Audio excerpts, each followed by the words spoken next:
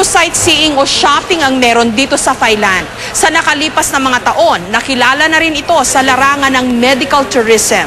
Dito dumudulog ang ilan sa mga kababayan nating gustong magpa-sex change o magpapalit ng kasarian.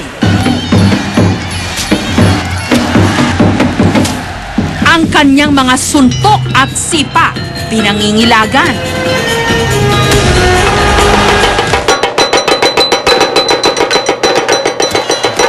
Sa taglay niyang bilis at lakas, siguradong bugbog sarado ang kanyang makakatapat.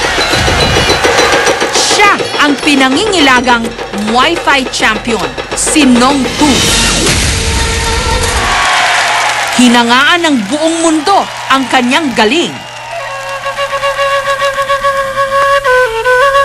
Pero noong 1999, lalo siyang gumawa ng ingay nung sumailalim siya sa sex change operation.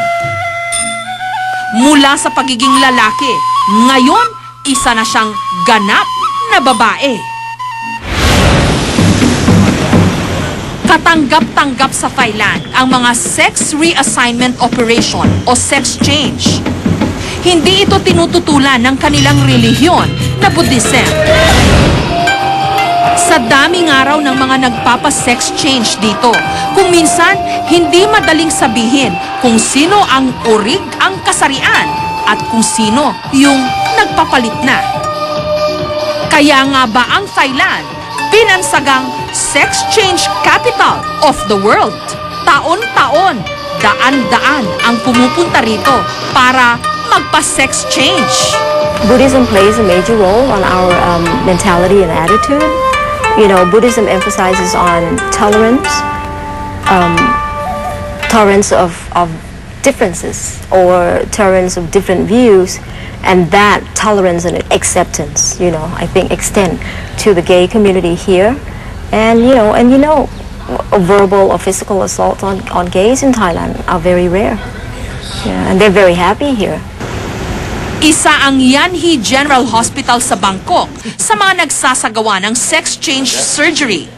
Tapos i-connect mo doon sa yung sensitive na si Dr. Ismael Naipa, manager ng International Department ng ospital, na siyang namamahala sa mga sex change operations ng mga foreigners, Pilipino. Just a footnote, no? Yung may-ari ng ospital na to, classmate ni Doc, nag-aral sa Cebu, sa Southwestern University.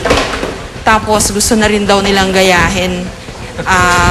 Actually, yung medical tourism practice nila dito ngayon, kinuha lang nila from sa atin, no? Natuto lang po sila sa atin. Medical knowledge nila, galing sa atin.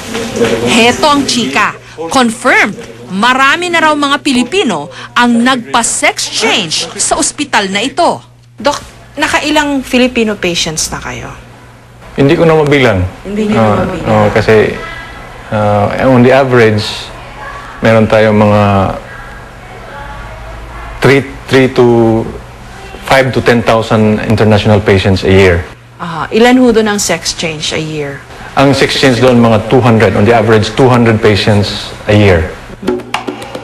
Kung sa Amerika, $30,000 ang singil sa sex change o humigit kumulang 1.3 million pesos. Dito sa Thailand, $6,400 lang o 280,000 pesos.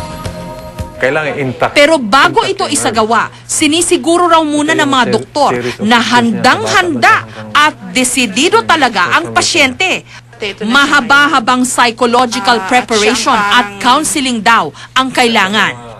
They have to meet a criteria na number 1, they should have taken feminizing hormone. Kailangan at least 1 to 2 years nagtitake sila noon. So parang yung hormones na nasa katawan nila, female already. And then number 2, they should have lived a life of a female already for at least 1 or 2 years. Like they dressed as a female. So dapat transgender? Dapat ganon. Okay. And then third, they should have a disdain or hatred to the male sex organ. So that when it is finally removed, then they're happy because originally, nag-hate sila doon eh. Ayaw nila talaga. Ayaw nila talaga yun. Walang dudang napaka komplikadong operasyon ang sex change, lalo pat hindi lang naman ang ari o sex organ ang pinapalitan, kundi ang buong pagkatao at pati na buhay ng pasyente. Ito, ilala sa mga na-opera dito sa hospital nila, Doc. Sino mag-aakalang mga lalaki sila dati? Nakilala ko si Eric, Pilipino, teacher dito. Naghahanda at nag-iipon na raw siya para magpa-sex change. Eric, kasi diba dito merong mga sex change na usong-uso sa mga ospital. Ikaw ba napag-iisipan mo ba yon? Kasi one of my dream, talagang makamtan ko yung pangarap ko sa buhay na maging real woman. Baka itong nose, tsaka pwede kong padagdag itong balakang ko, tsaka ito. Bagamat paminsan-minsan, nagdadalawang isip pa rin daw siya, dala ng kanyang pagiging Katoliko.